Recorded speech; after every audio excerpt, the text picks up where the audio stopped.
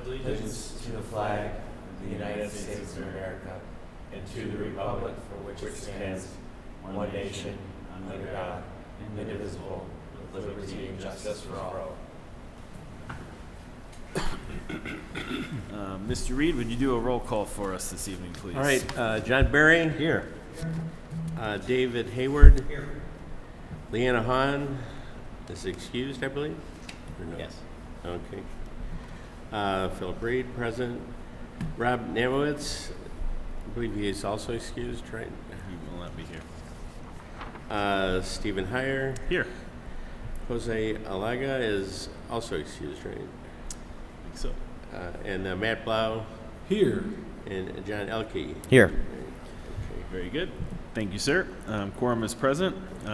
Item number D on the agenda is approve of the agenda. Can I have a motion to approve the agenda, please? I move to approve the Video Center Administrative Board. Oh, that's the minutes. Sorry. Agenda. Perfect. I'll get there. Approved. Support. Okay. Any Who questions or supported it? discussion on the agenda? You support it? Yeah. Okay. No questions or discussion. All those in favor, please say aye. Aye. Anybody opposed? Motion carries.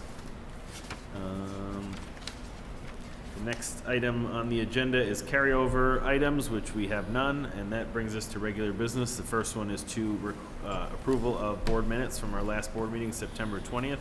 Mr. Barry, would you like to make that motion? I sure would. I move to approve the Video Center Administrative Board minutes from September 20th, 2023, as presented. Support. Are there any questions or discussion on the minutes? All those in favor, please say aye. Aye. Anybody opposed? Motion carries. Item F2 is the approval of the regular meeting schedule for next year, 2024. Can I have a motion, please? I move that we support the agenda as written. The dates. February 21st, 2024, April 17th, 2024, September 18th, 2024, and November 20th, 2024. Is there support? Support. Approved. Okay. David, you supported. I'm very supportive. Excellent. The only one I know I can't make is April 17th. Okay. You guys can carry on without me on that meeting. It is my year to chair next year. Yeah. So if we want to adjust, we can, or you can carry on. I don't mind adjusting. I know I double checked these these dates with the township and school board, so they're all clear. But if we need to move the April date, we can do that too. That seems You guys have preference? very reasonable, but I I don't know if we want to Whichever direction you want to move it is fine with me. wait until the February 21st meeting to set a date for April, and then set from there. But Yeah, that'd be fine. keep it as is right now, and then adjust once we get to February. The only thing is that we're going to post them, right? So Mhm. we'd have to adjust the posting. I think, let's see, like the 24th or the 10th would be fine. I'd have to check with the township calendar to make sure that we don't have any conflicts from a meeting standpoint, but I don't think that would be an issue. Let's check the 10th. I think there is I don't know. I'm leaving. I have to be in Dallas on the 25th, so I'm not sure. I don't have a flight yet on the 24th, but if we could go the 10th, that would be ideal. Okay. Okay.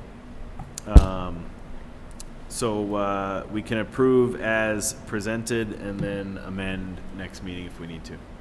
And we just have to amend the posting. Any other questions or discussion on the meeting dates? All those in favor, please say aye. Aye. Anybody opposed? Motion carries. The schedule is set. The next item on the agenda is a review of our video center budget report ending this year.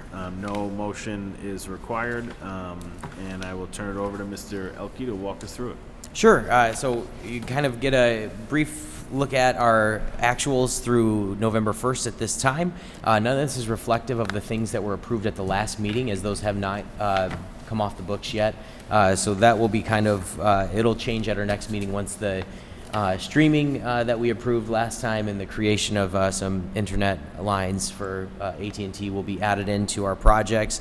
We also have a few other items that we're going to talk about tonight that'll be kind of reflective of this, but this is just kind of where it looks at from November 1st. You also see our final activity from 22 and 23.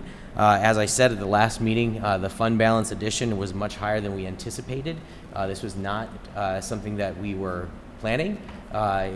When looking at it, it kind of fell into small equipment purchases, and staffing is where we over budgeted and kind of came in over. So at this time, it was one of those things that kind of surprised us a little bit, but it's not something that we intend to do every year. So that's kind of what I have presented at this time. If you guys have any questions, I'd be happy to answer them to my ability. Any questions on the budget? Thank you, sir. Appreciate the update and problem. keeping us informed. The next item on the agenda is a request to approve the Film Tools live streaming updated quote. I'll entertain a motion, then I'll ask Mr. Elke to give us an overview. Are you moving? Sure. I move to approve the updated quote for film tools not exceeding $15,000 and directing the station manager to sign necessary paperwork to begin the upgrade of cable cast equipment to provide live streaming on independentnetwork.com, independentnetworktelevision.com, and the Cablecast app. Support. All right. Mr. Elke, would you walk us through this, please? Sure. So this is it was approved by the board at our last meeting. Once it was approved, we went back to Film Tools, and they said, "Uh-oh, this actually is going to cost more money. We made a mistake." So they sent us an updated quote. I included both of the quotes in the packet for the board to look over, so you can see where the difference was. When I asked why it was different, it was the person that we work with Film Tools just said, I made a mistake in the calculations of the original quote. He apologized. That's why I kind of worded this, and that's kind of a mistake on my part from a novice standpoint with the recommended motion of putting in a contingency funds in case anything like this does happen, but happy to bring this back to the board to get reapproval and move forward with the streaming that we discussed at last meeting. So it was just a simple error from one quote to the next, nothing too drastic, I'd Under say. So- $900, not a big issue, I Yeah. would say. Still doesn't exceed the 15,000, so. Any questions or discussion? Very good. I think we've already indicated our support for this in discussing at the last meeting, so this is really a fix just to make sure the paperwork's in order. If there's no further questions or discussion, all those in favor, please say aye. Aye. Anybody opposed? Motion carries. The next item on the agenda is a request to approve the CIP project, replacing computers. Can I have a motion, please?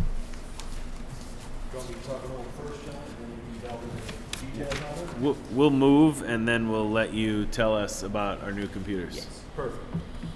I move to approve replacing the 9 classroom computers, 3 station laptops, and 3 production desktops not exceeding $35,000. I support. Very good. There's a motion and support. Mr. Blow, would you tell us about our computer replacement project? Yeah, so the computers are still working, but they're on the edge of their life. I think we got them around the time the merger happened, so I think some of them aren't all that old, but some of them are probably pretty close to that mark. So we want to update the classroom cameras as well as some staffing equipment. I have had talks with the Career and Technical Education Department about potentially offsetting some of this cost as well. The tough part is all of CT kind of puts into one budget and they all pull from one, and since I have this nice budget to pull from, obviously they'd rather me pull from that than pull from something one of the other programs are doing. That being said, I think I will be able to buy at least my computer that I use, maybe others, but at least that one I've been pretty guaranteed on. Aside from that, I'd say even though we are looking at upgrading all these, I think some of the ones that are a little worse for wear are just going to get recycled, and we have potentially get some cash back for that. But I think some of them might find their way to Renaissance or potentially even the junior high or the middle school as well. Like I said, they're showing their age. They're still running the software. I just don't know if they'll be running the software, significantly longer.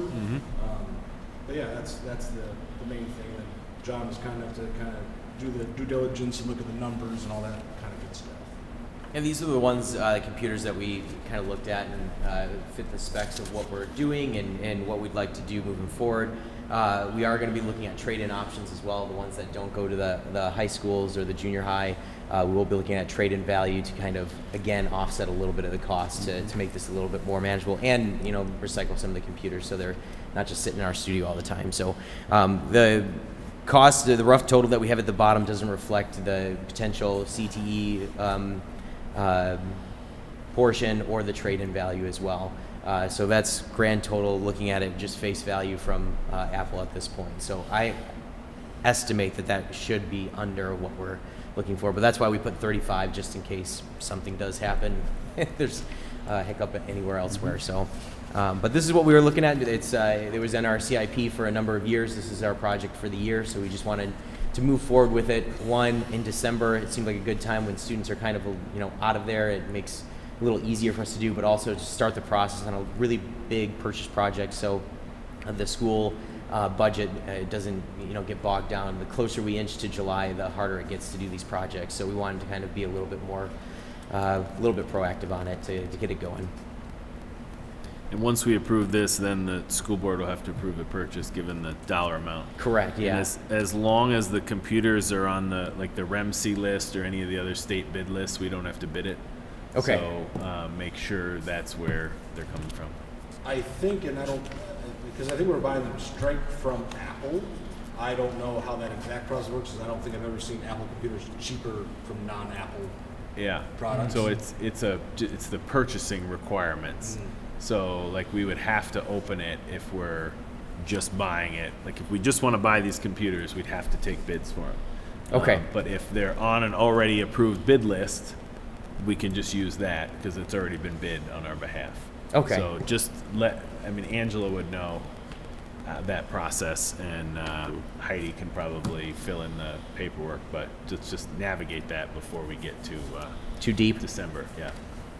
Yep. What does CIP stand for? Capital Improvement Plan. So we have a capital improvement plan across 5 years right now, where we try and do at least one large project each year to kind of help move along things, but also have a plan of where we want to go in the next 5 years. So last year it was upgrading the equipment in the boardroom. This year would be the classroom computers, and I believe next year it might be replacing cameras, or it might be updating studio furniture and equipment. So either one, I can't remember offhand which one it is, but we try to at least have one big project that we do each year to kind of do, and that falls under the budget line of equipment greater than 5,000. Yeah, less than 5. Yep. And typically we look at that annually when we approve the budget. Yep. What's the cutoff for the school board? It changes every year. It's indexed to inflation, so this is well above it. What I we want have to say to it's bid. 20-something. Yeah. So yeah. Just curious. Any other questions or discussion? All those in favor, please say aye. Aye. Aye. Anybody opposed? Motion carries. Item number F6 is a discussion on the status of House Bill 4965. Mr. Elke. Sure. Thank you very much for allowing me this time. I just wanted to bring this to the board's attention today. This is something that the Township and School Board has been working with in conjunction once we learned about this at the beginning of October. So currently there is a bill right now that's in the Senate committee that is Netflix is kind of chairing or behind to exempt streaming companies from paying franchise fees. Now, where that is a little problematic, the larger problematic part is that cable companies such as Xfinity, AT&T, and Comcast are also raising their hands and supporting this bill, saying, hey, we're primarily streamers as well right now, so we should be exempt from this fee too, which would be very problematic for independent television, community television stations across the state of Michigan. But not only that, from a township standpoint, franchise fees, and many governmental organizations rely on franchise fees through the general fund. And for Independence Township, that's $600,000 annually that we would lose through potentially this happening. So what does this mean? Right now it's in the Senate committee. The good news for us is it did not get brought up in the last 2 weeks of November, and they have recessed for the year. So for 2023, we can enjoy our holidays and rest easy a little bit, knowing that that's not going to be discussed. But when 2024 comes along, this bill will get brought up for discussion again in the Senate committee. If this does pass, and I'll just lay down the ifs and whats, just so you have an understanding. If this does pass, there would be more than likely, there'd be no financial impact to Independence Television immediately. That would not impact us at all immediately. What we do anticipate, what many municipalities anticipate, is that cable companies would then immediately file for exemption as well. And if they decide to do that, then there would be a significant financial impact to us moving forward, where we would not have franchise fees or PEG fees to operate our station. I know that we looked at the budget earlier and we had a nice hefty contribution to our fund balance, not by design, but after reading into this, that helps us out certainly to survive a little bit longer if franchise fees and PEG fees were to go away and cable companies were exempt from paying these fees. I will say that since this did pop up kind of out of nowhere in October, we were alerted by the Michigan Community Media Association through a meeting. We've been working with Orion Township heavily in this, as they're the leader in the group right now. So we've been working with them and many other municipalities to kind of figure out what we can do. Township officials, school board officials, Independence Television officials have all been meeting and calling our House representatives, Senate representatives to kind of talk to them about this. I know Dr. Sean Ryan, Jose, myself, and Laura from the township all went to a town hall meeting for Senator Runstad not too long ago to talk to him about this. So I bring this to your attention because the severity is very real. We've all talked about this day potentially coming down the road. I didn't anticipate it being so quickly, but if this does happen, we will have some decisions to make as far as what we can do moving forward. Now, I will say the silver lining of all of this is it's been phenomenal to see the support that we've had from the township, from the school board, from the school district, and it's been nice to see that because they have really shown through their actions and words how much we do for this community, and it has really meant a lot, and we're doing our best to fight this right now. So this is the good news is that this is not being talked about for the rest of the year. Bad news is it will get brought back up in 2024. So I just wanted everyone to be aware of this at this point. What can we do at this point in this juncture? The best thing that we can do is just contact our representatives in the area from the Senate committee. We have the township recently hired a goodness, and it's going to escape me, but someone that's going to be able to represent us in Lansing at this point, so beginning in 2024. So they'll be able to kind of help fight those battles for us from the state level, which was great to hear. But we've had a lot of support in this. There's a lot of support across the state for this not to go through, but you can only do so much and try to prove so much to these people as best as you can. So I just wanted to bring this to the board's attention. So one, it's not a shock or a surprise or anything like that. Two, hopefully it goes away and it gets voted down in the Senate, and then we don't have to worry about it until it gets brought back up again. I do know that things like this do pop up. It was the only thing I'd say that was massively concerning was how quickly it moved through the House of Representatives committee, then through the House, and then to the Senate committee. It moved really quick. It was a very long October, but very quick. So if you have any questions, I included the bill in the packet, just kind of detailing everything. We have a meeting with the Michigan Community Media Association tomorrow to get an update on the status of this. I imagine the status update at this point is just going to be what I told you today, of that it's not going to be looked at until at least 2024. But from this standpoint, we've talked to state level representatives, national representatives. We've been kind of hitting hard on this. I appreciate Jose's work on this, Steve's work on this. It's been hard and fast and kind of difficult to do. I didn't get into this position to work with politicians. It's not my forte. So it's been a little bit different of a world to live in these last few months, but we've been doing our best, and Independence Television has at least been a good representative in this fight across the state so far. So, Philip. Do you know what the rationale of the sponsors were when they introduced this bill in the House? Sure. So what they're looking at right now is if from what I hear and what I've been talking to representatives for is with the streamers not wanting to pay franchise fees, the representatives are then claiming that they are saving residents money on their streaming bills by not having this additional tax put on of a franchise fee, which we counter with, well, then they're going to lose almost $100,000 of services in local government annually.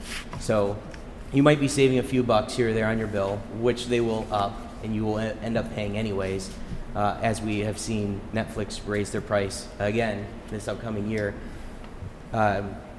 That's what I've been told, is that it's just to hopefully save the residents a few bucks on their bill at the end of the day, which is great. You know, I'm not opposed to that, but I just want to make sure everybody has the correct information rather than a spun narrative of what's not actually happening. What's the fiscal impact to us on this? It would be everything. So we get $200,000 in PEG fees from the township. We also receive $18,000 in from Springfield Township in PEG fees. So if this all goes away, that'd be everything. And then the township, Independence Township itself, would lose $600,000 annually for operating costs. So not only is it us, but it would be potentially other departments as well from a local standpoint. It's a large impact. I think the state estimate is $100 million from local municipalities across the state annually of what they lose from this change. That could happen. I say could because it's not what is listed in this bill. This is all theorized of what we feel will happen or what repercussions or what steps will be taken next. So as I said, if this bill does pass, financial impact immediately, nothing to us. Is it great? No, because looking at it, like that was the next kind of wave, I guess you could say, in franchise fees of funding us in the future.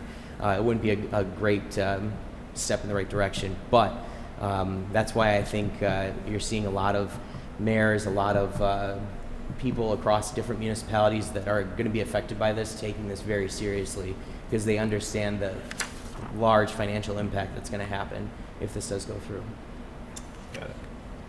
And I think the the technology has just updated in that instead of TV going directly over the wire, like internet is going over the wire, and then TV is going over the internet. So it's like it's still the same thing, but it's going in a different way that's going to affect the regulatory environment, right? But like still for a access company, which used to be a cable TV company, and now could be another kind of company. Right. They're still using cables at this point. Right. You know, It's still all coming through the wire that's buried either on the poles or the ground. right, which is why they needed to negotiate the franchise fee with the township to begin with, because they need access to all those right-of-ways to be able to deliver those cables. And so, it still makes sense that the municipality is enforcing, an agreement to provide that access. Now, if someday wireless is fast enough that we don't need the cables anymore, all bets are off. Yeah. But we're not close to that point yet. So thanks for your efforts on this. As you mentioned, on behalf of the schools, we did send letters advocating against passage, and apparently all of our efforts worked since they're done for the year. Yeah. Hopefully. Do you have any idea why more jurisdictions didn't oppose this? I can't say for fact of why more jurisdictions didn't oppose this. I do know that a lot of the smaller jurisdictions or municipalities did, only because it's more relevant, I guess, to them. You've got a smaller budget, you're going to lose a lot more money than, say, a larger municipality that might be. They're still collecting a lot of fees and stuff, but this probably isn't on their radar. Now, I will say when it did get to the Senate committee, municipalities like Grand Rapids and the Detroit area did jump on as well to oppose this. I don't have a full list of the municipalities that did join in opposition, but I could probably find that out and get that for you tomorrow. It'd be interesting if the jurisdictions that relate to the members on the oversight committee have spoken up. You know, like Lansing, East Lansing, for example, Southfield. So, all right, that's it. Any other questions? Thank you very much. We move on to our final regular business item tonight, which is our production status update. And I don't know, given the last few, I think, you know, our expectations continue to increase in the interactivity and completeness of this update. So without taking the rest of our evenings, I will turn it over to you for big things, Mr. Elke. Sure. I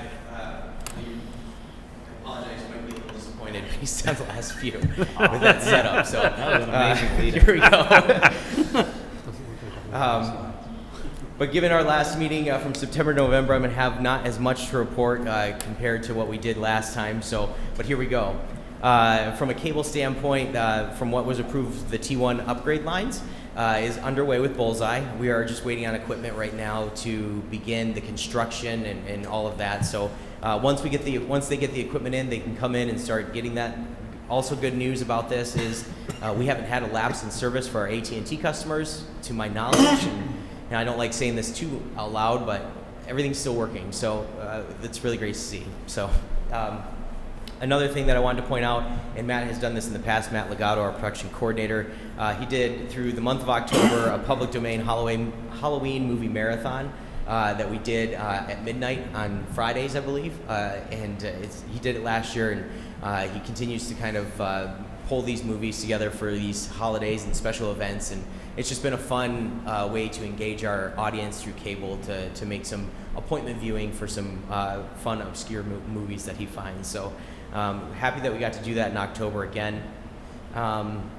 Continue with live broadcasts, and I'll touch on this a little bit more for football. We concluded on October 13th. We've got winter sports kind of starting up soon. And then our next live event that we'll be doing is the Holiday Lights Parade in December.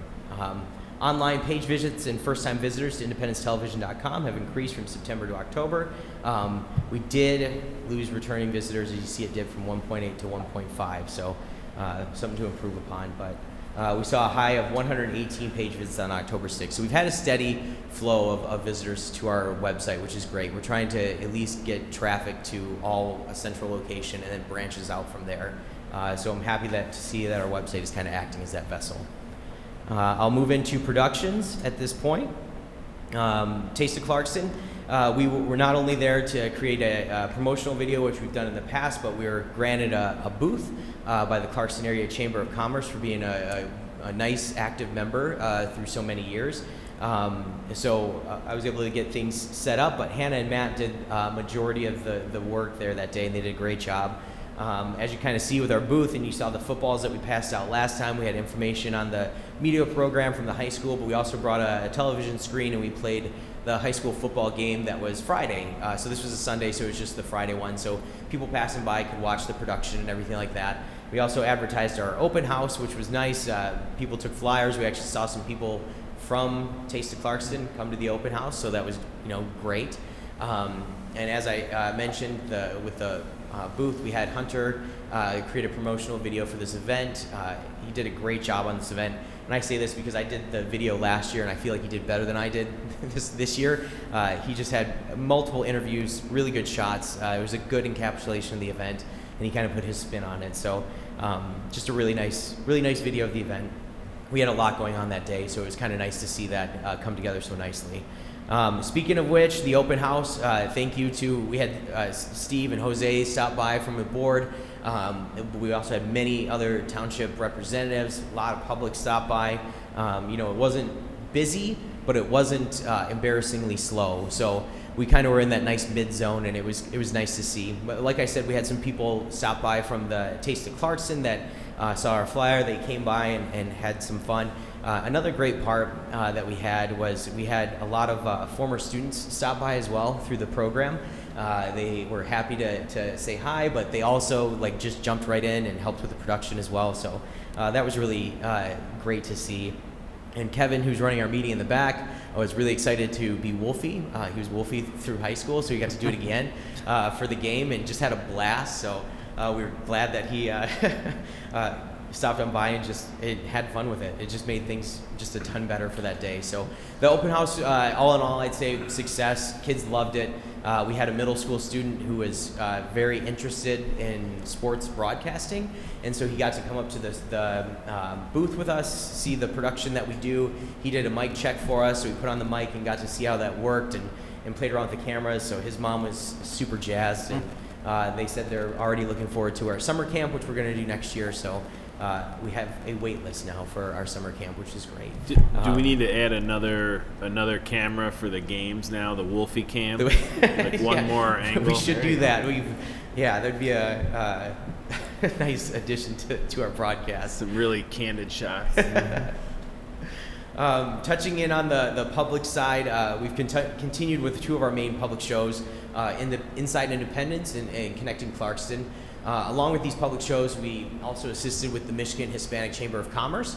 We recorded an event for them that was a grant celebration for local businesses in town. So they don't get too much coverage, so they were more than pleased to have us stop on by and help them out with an event. I will say as well with the public side, I don't know if this gets into it or not, but Michigan Moment has continued to be a great program for us. I know I touched on this at our last meeting, but 4 of our last 6 videos have gained over 100 views on YouTube. Typically we're at 30, 40, for these videos, and to kind of see these start to take off and find an audience has been really, I feel rewarding, and our team should be very happy with this. We had one that surpassed 500 views, and we don't know why. It's just one of those weird things, but it's been great to see, and Matt and Hunter have been really consistent with it and finding good topical things to talk about, and it's just been a really nice program, and I hope it continues on. And it's been nice to see them, as I said at the last meeting, be rewarded for their hard work with all of this great viewership. Just touching on some of the other events that we have that we've got to do is, chamber ribbon cuttings is always a constant for us. As I said at our last meeting, we've seen them increase this year, which has been great. We've been happy to do that. We've had 3 since September, which has been nice. And I know Matt's finishing up another one right now. Kids Day in the park, trunk or treat, friendly forest, picnic at the park, a lot of end of summer stuff into the fall stuff. It's been just really busy time for events. Touching on education, I'll touch on this and I'll hand it over to Matt here real quick. But as I spoke about it, our open house homecoming week was fantastic. We had so much that we were doing, pep assemblies, Powerpuff games. We had our open house, and then, a huge football game to boot at the end of the night. The Lake Orion game that we did on homecoming, where it wasn't as nice to see Clarkston win, it was our highest viewership football game of the year, and it wasn't even close. I know when I wrote this up, it says 2.6 thousand views. It's surpassed 3,000 at this point, even now, so it's still gaining traction and moving along. We had guest announcers for that game from Lake Orion, which was kind of nice to bring some new people in, but they were more than helpful, but they were just so complimentary of our staff and the students that they were watching our students work and everything. They just were amazed to kind of see how everything worked, and to see our students do a high level production like that. They hadn't seen that, so it was kind of nice, and they were more than complimentary to the students, which was great. So it was nice to have them on hand as guest announcers and fill in.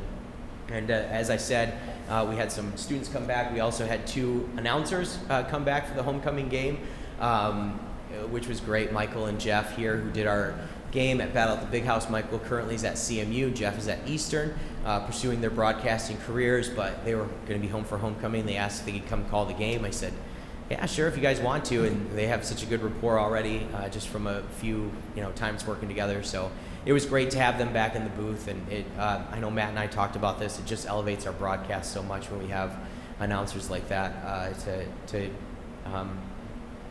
help with the production. So I'll hand it over to Matt to talk a little bit more about education, but that was just kind of some of the highlights in the past few weeks since our last meeting.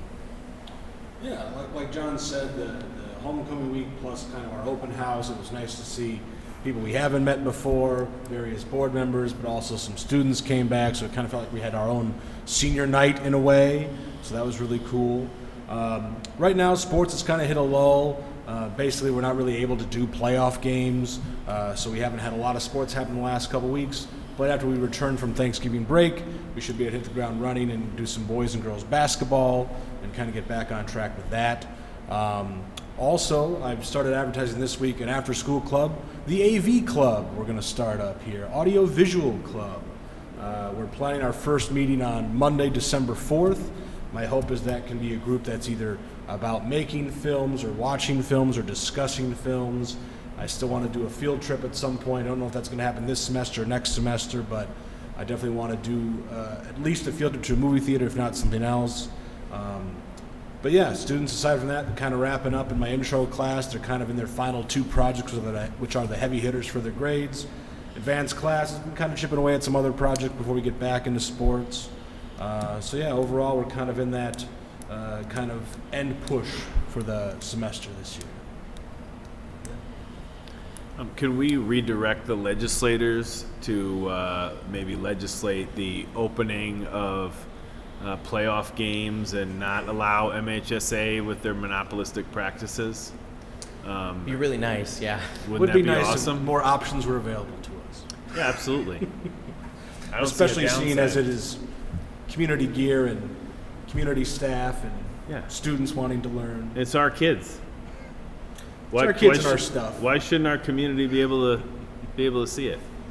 And we did have calls and a few requests asking if we were going to be broadcasting the games, and we had to let them know that we weren't. So unfortunately, we had to direct them to We the did let them paywall. know why, didn't we? Yeah. Okay. We always let them know why, that it's because that MHS has the rights to the broadcast and they won't allow anybody else to do it, and they expect you to pay to watch it. And that's just the way life is. It's unfortunate, and the community obviously would rather have us do it. So I think a legislative fix is in order. As we have, if the township is supporting representation, it's certainly something we should add to that list. there we go. Moving on to the government side, we're underway on our second department-focused video featuring the fire department. You can kind of see this photo off to the right where we went to a training exercise with the fire department and some local officials where they invited out their, they call them VIPs, or their mayors or board members, to kind of experience what they go through on a daily basis. So people got to put out car fires, building fires, evacs on cars and stuff. And it was just a great educational tool for the fire department to show people why they need equipment and when. So that'll be part of our video coming up that we have on the fire department, hopefully by the end of the year. And kind of touching on a few other things that we got to do, the assessing video did publish since our last meeting. It's been nicely received on YouTube and everything like that. The township seems to enjoy this. We had a number of departments kind of sign up for a video opportunity afterwards, which was great. In my experience, it's always been hard kind of convincing people to do stuff like this, but it's been nice to kind of move along with this project and just kind of have a project to work on across several months rather than try and like squeeze one out real quick. So it's been nice to kind of start this series. As well as the Parks and Rec videos that we do, like Friendly Forest, and we have some other ones coming up. We got to help out Springfield Township again with another video that Hunter did. It was for the Margaret Tippin Memorial Walk for Pedestrian Safety. So we created this nice promotional video for them. They loved it. As I said earlier in the meeting, we do receive PEG fees from Springfield Township, so I'm happy anytime that we're able to assist them with any video needs that they have coming up. And it's always nice when they're pleased with the product at the end of the day. So, and it was a really nice video. So if you haven't got a chance to check it out, it's on ITV's YouTube page, which is a good segue into our social media report. As always, I don't have too much to touch on with social media this time. Numbers between September and November, there's not going to be too much movement as far as growth and page visits and everything like that. I will touch base on just a little bit of things that I saw, trends going through our three main social media uses. Page visits and likes and reach were all down since September. Like I said, it's not something that you should be concerned about. In such a small sample size, it's going to fluctuate between months, so I'm not too worried about that. It'll pop back up here soon. But we also increased our posts, published posts, by 47%, so we're posting more, which is great. Instagram reach and followers also decreased in September. Again, not to be concerned. It's such a small area of metrics that we're looking at, but profile visits did increase by 25%. So where there is some lull, there is also increases that we're seeing. Looking at YouTube, ITV's YouTube page gained 41 subscribers, with 10% of our subscribers turning on notifications for our channel, meaning that anytime that we do post, they get a notification saying ITV has a new video coming up. So not only are they subscribing to our channel, but they like us enough to turn on that notification to get something anytime that we have something new popping up. So good to see that number is kind of growing with YouTube and everything like that. Over here on social media, I kind of talked about some different things that we've been doing with posts and everything. For Halloween, Hannah teamed up with Matt and Hunter to do a ghost photo shoot across the studio. It was nothing more than just to have a little fun on social media rather than some of the videos that we post or some of the more serious things that we did. As I have said multiple times, she does a phenomenal job of finding new ways to engage our subscribers and people that subscribe to our pages. She just has a great eye for this stuff, and usually any idea that she brings to us to do, we're usually game for. Trust her intuition on this one. So, and this one did great. It was a crowd pleaser. People loved seeing it, liked all the photos, liked to see a little softer side. So it was really nice to kind of see some creativity come out of a few different posts rather than just some of our recap videos that we do and everything like that. As I said, this one was a little short, but here's some of the ghost photos. So if you have any questions, happy to take them at this time. Yep. Yes? Yeah, have you done a video with the clerk's office yet, or no? Not the clerk's office yet, no. We have been talking with the clerk's department. They wanted to do one, and I think we're going to talk to them upcoming in January at the start of the new year. And Yeah, it's going to be 'cause- dependent as far as schedulings. But Yeah, there's been a number of changes to Michigan election law, which affect Independence Township, plus we're having 3 elections next year. Yeah. You know, the primary in February, Some- the August primary, and then the general election in November. And there are changes to the law that affect what voters have done in the past and what they can do differently. In particular, 9 days of early voting. So, oh, it might be a good one. Yeah, thanks for the suggestion. right. All right, thanks. Any other questions? Thank you very much.